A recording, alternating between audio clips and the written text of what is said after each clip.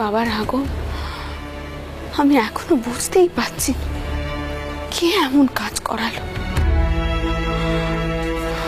এত পাহারা পেট করে যে নৌক তোমাকে তীর মেরেছিল তাকে ভূপাল দৌড়েও ছিল, জানো তো? হ্যাঁ বাবা, কিন্তু কিন্তু সে কিছু কইবার আগে তাকে পেছন থেকে কে কাস্তে মেরে খুন করেছে। এত রক্তারক্তি হবে জানলে আমি এই বাড়িতে বেখানায় দিতাম নে। লোক জানাজানি না করে তোমাদেরকে নিয়ে তালুকে চলে যেত। এখানে বে আমি হতেই দিতাম না।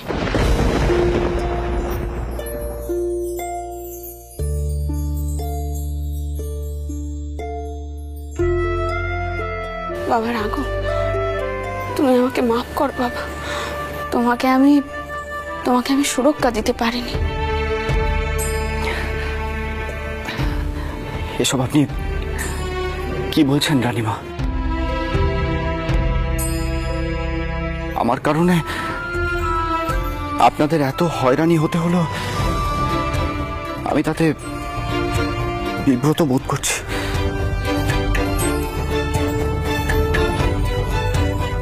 রানীমা, গুরুমশাই কোথায় আছেন? তিনি সুস্থ আছেন তো?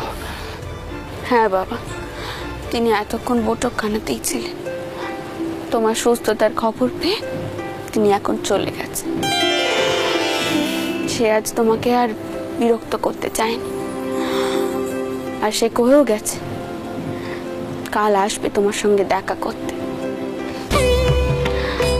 আর রাঘব, তোমার মাও হয়েছেন বাবা, তেনাকে আমরা খবর পাঠিয়ে আনিয়েছি।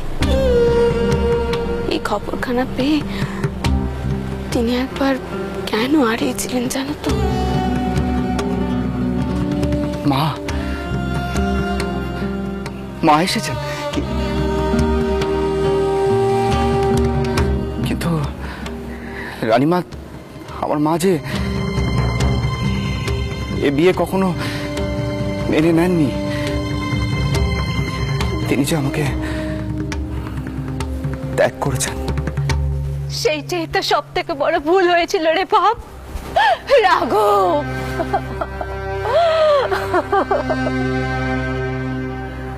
মায়ের কথা একবারও ভাবলি নে রাঘব?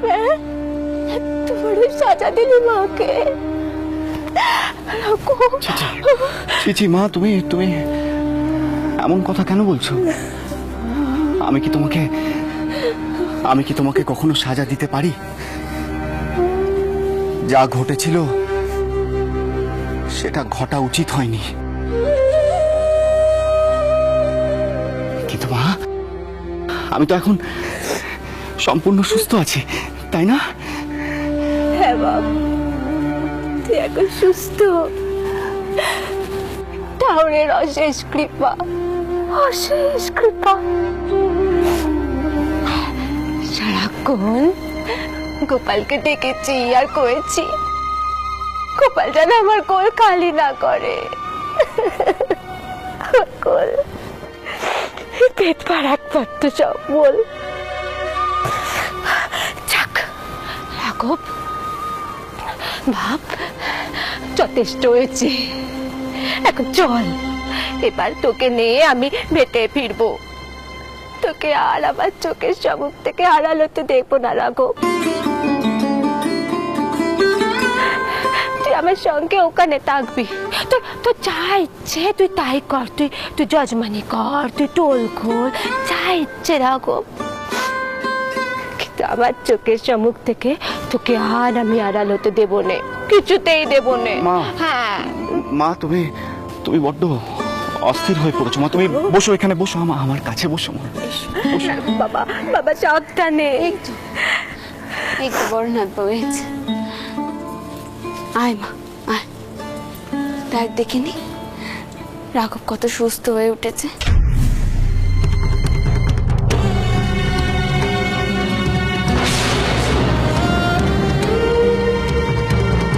এরপর তোর সেবা যত্ন পেলে সে সম্পূর্ণ সুস্থ হয়ে যাবে। মা বাবাদের নিয়ে আমাদেরকে দয়া করেছেন, দয়া করেছেন।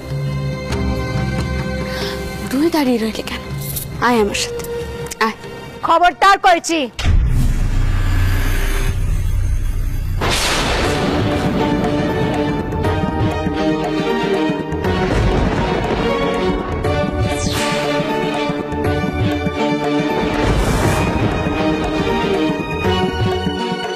এই বউ যেন আমার বেটার সম্মুখে না আসে। এসব আপনি কি করেছেন কি বাউনবো? রাঘব কিন্তু সবার সম্মুখে কমলার সিঁথিতে সিঁদুর পরিয়েছে, অগ্নি সাক্ষী রেখে তাকে বিয়ে করেছে। রাঘব, রানী মেয়ে, যথেষ্ট হয়েছে।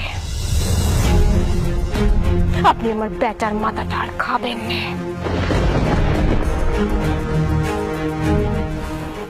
এই বিয়ে হয়নি, এই বিয়েতে কারোর কোনো উপকার হয়নি।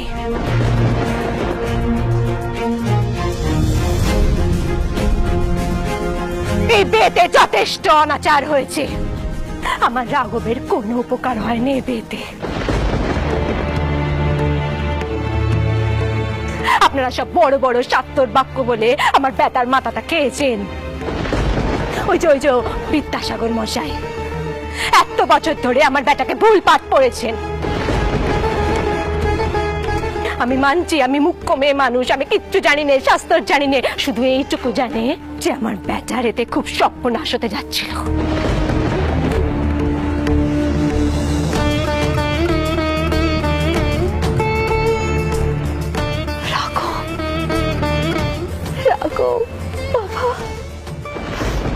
কাজে ওই মেয়ে আমার বেটার আশেপাশে যেন না আসে। হ্যাঁ,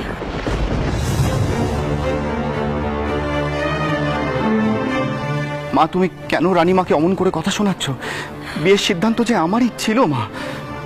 রাঘব, রাঘব, রাঘব শোনো,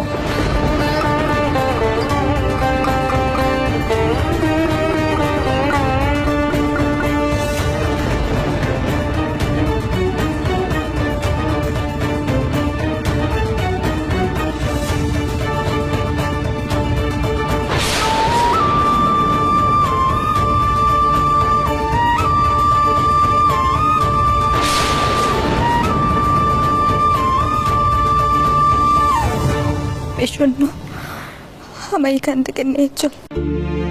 এই সময় বেশি চিৎকে চেঁচামেচি করলে শরীর আরো খারাপ হয়। চল।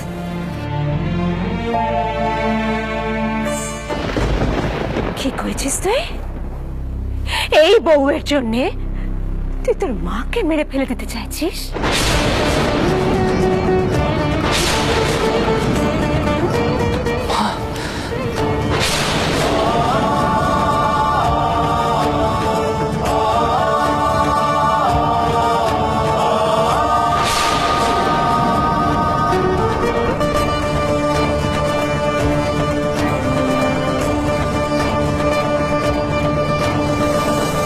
এই বউয়ের জন্যে, এই বউয়ের জন্যে যে বউ এক মায়ের কোল খালি করে তারই সম্মুখে এক উঁচু জাতের পাত্তরকে বিয়ে করে। হ্যাঁ,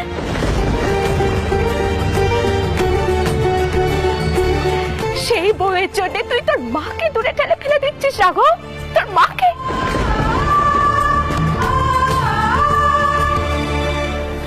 দেখুন বাউনবো, এমন দ্বারা কথা কয়ে রাঘবকে আর যন্ত্রণা দেবেন না। ও কিন্তু এখনো পুরোপুরি সুস্থ হয়ে ওঠেনি, এখনো অসুস্থ। বাবা রাঘব, তুমি বেশি রাগারাগি করো না এই সময়, তুমি একটু শান্ত থাকো বাবা। বাবা বাবা বাবা বা এই যে দেখছি মায়ের চেয়ে মাসির দরদ বেশি। হ্যাঁ,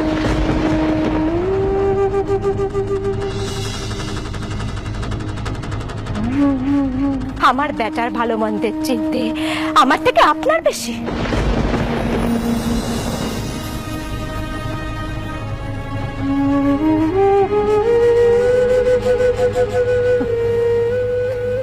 তাহলে একটা কথা কয়েন রানীমা,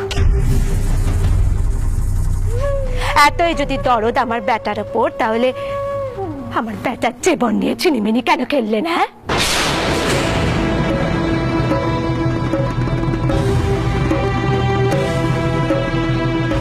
মা,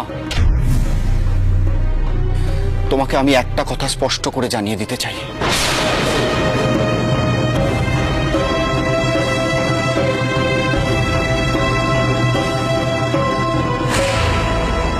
যাকে আমি অগ্নি সাক্ষী রেখে স্ত্রী হিসেবে গ্রহণ করেছি,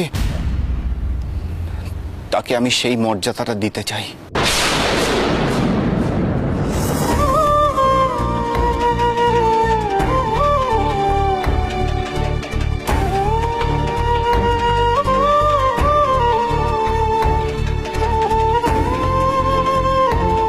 তুমি যদি জোর করে এই বিয়ে ভেঙে দিতে চাও, তাহলে তুমি আমাকে হারাবে, বরাবরের মতো।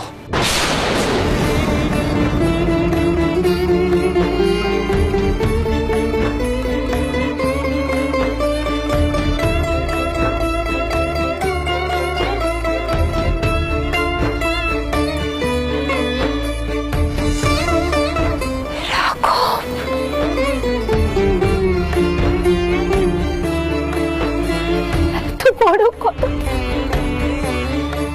তোর মায়ের সম্মুখে কইতে পারলি?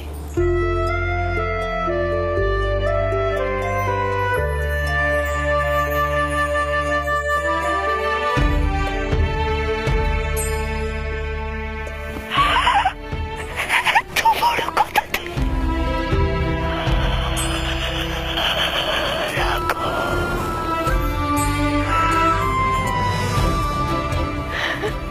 রানীমা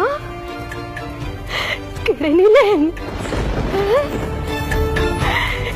এই অবাগের জীবন থেকে তার একমাত্র সম্বল আপনি কেড়ে নিলেন রানীমা।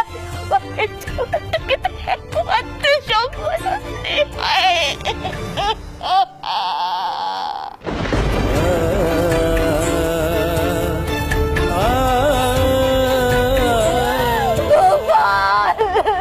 এত বড় সাজা তুই কেন আমায় দিলে? ঠাকুর, এত বড় সাজা, বড় সাজা না।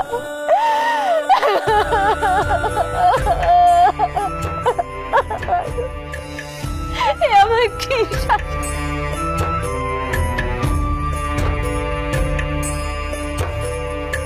তোমার কিন্তু ওনার সাথে এমন ভাবে কথা কওয়া উচিত হয়নি রাখো। যতই হোক, উনি কিন্তু তোমার মা, আর মায়ের অধিকার সব থেকে বেশি। রানীমা, আপনি তো দেখলেন,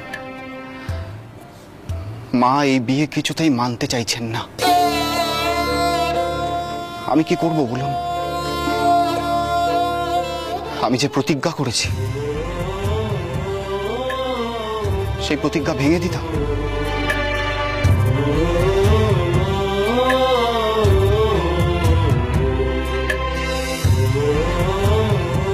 চলে যেতাম মায়ের সামনে,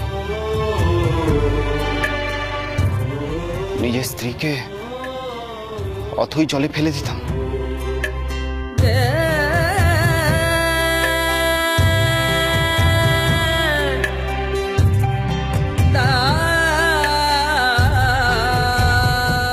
সে কি সম্ভব?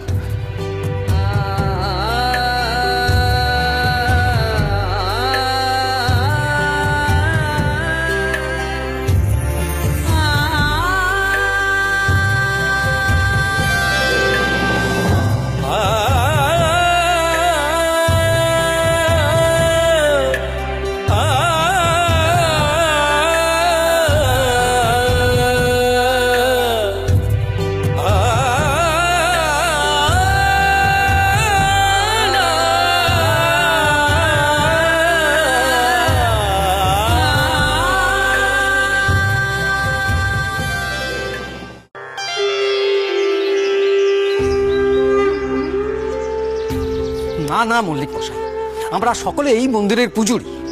প্রথম থেকেই ভাগ করে দেওয়া আছে কে কোন মন্দিরে পুজো করবে। উমাচরণ বাবু দীর্ঘদিন শিব মন্দিরের পুজোর বৈদিক ব্রাহ্মণ, তাহলে আজ হঠাৎ কি করে গদাই ঠাকুরের শিব মন্দিরে পুজো করার ইচ্ছা প্রকাশ করেন? দেখুন মদন ঠাকুর, আমি তো আপনাকে বললাম যে এই বিষয়টা নিয়ে আমি আলোচনা করছি। পঞ্চায়েত মশাই, আপনি যেরকম পুজো করছিলেন সেরকম পুজো করবেন। কিন্তু মল্লিক মশাই, সেটা কি ঠিক হবে? এই গদাই ঠাকুর যে আজকে শিব পুজোর ইচ্ছে প্রকাশ করলো। ওই তো মদন ঠাকুর, আমি শিব পুজো করলে তোমার আপত্তি আছে নাকি গা? আপত্তি আছে বই কি? তুমি ইচ্ছে মতো পুজো আচ্ছা করবে তা তো চলবে না। সবকিছুর একখানা নিয়ম কানুন থাকে। কিসের নিয়ম কও দেখি নিয়ে? আমি সেজবাবুরে বলেছিলুম না, এই দুনিয়ায় একটাই নিয়ম আছে গো, মা যা চান তাই হয়।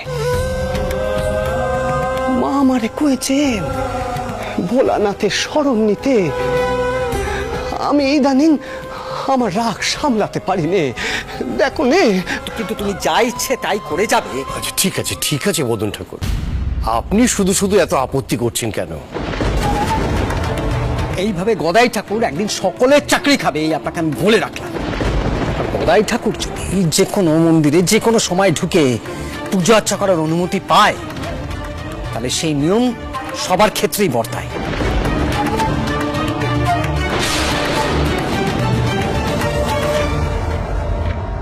আমিও তাহলে কালীঘরের দায়িত্ব নিলাম। মদন ঠাকুর, মল্লিক মশাই, কি ব্যাপার, কি হয়েছে? আগে সেজবাবু, সেরকম কিছু না, ওই গদাই ঠাকুর। সবটাই শুনেছি। মদন ঠাকুর, আপনি বোধহয় মাঝে মাঝে ভুলে যান যে আপনার আর ছোট ঠাকুরের মধ্যে একটা বড় পার্থক্য আছে। আগে সেজবাবু, যদি দয়া করে পার্থক্যটা কি যদি একটু আমাকে বুঝিয়ে বলেন খুব ভালো হয়। মদন ঠাকুর, এবারে সেজবাবু, সেজবাবু থামো দেখিনি, থামো। কি করছো তুমি? কি তুমি কেন আমাদের পুরোহিতদের গোলের মধ্যে ঢুকছো কও দেখিনি? মদন ঠাকুর, আমি কারো চাকরি নিতে আসিনি গো।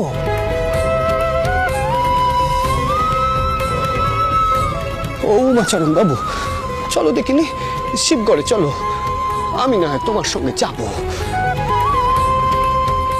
আমারে যে ভোলানাথের চরণে শরণ নিতে হবে গো। ভোলানাথকে কইতে হবে আমার এই ক্রোধ যেন তিনি অরণ করে নেন। আমার শিব ভাব চাই গো, শান্ত সমাহিত। এসো এসো দেখিনি। জয় বাবা ভোলা মহেশ্বর। সেজবাবু আমাকে ক্ষমা করবেন, ছোট মুখে বড় কথা বলে ফেলছি। গদাই ঠাকুর যদি এইভাবে মন্দিরের নিয়ম লঙ্ঘন করেন তাহলে কিন্তু অনেকেই ক্ষুব্ধ হবে। ওর কোনোদিন ইচ্ছা হবে শিব পুজো করার, সেই দিনই পুজো করবে, আর কালীঘর পড়ে থাকবে কিন্তু কালীঘরের মতো। সূর্যবাবু, আমি কোনো কথার প্রতিবাদ করি না বলে গদাই ঠাকুর যখন যা ইচ্ছা করে যাবে সেটাও তো মেনে নেওয়া চায় না। আমাকে ক্ষমা করবেন। চলুন আপনার, দেখি সেজবাবু কি ব্যবস্থা নেয়, তারপর।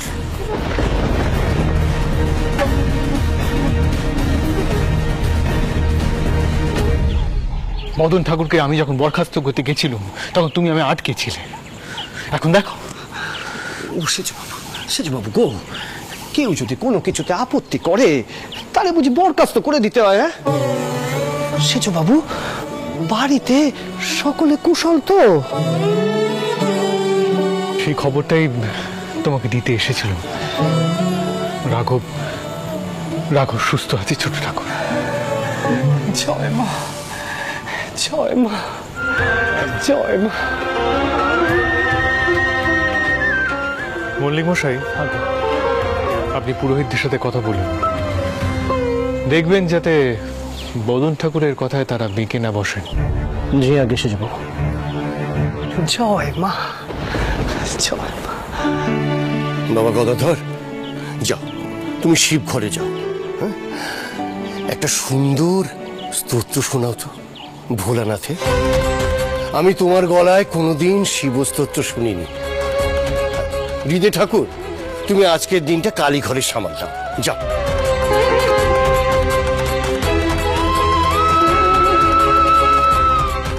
সেজবাবু, ওই বদন ঠাকুর আমাদের গদাধরকে একেবারেই বুঝে না। ও এত ছেলে মানুষ, এত সরল একজন মানুষ। গদাধর, যাও। যাবো, যাই তাহলে, যাই।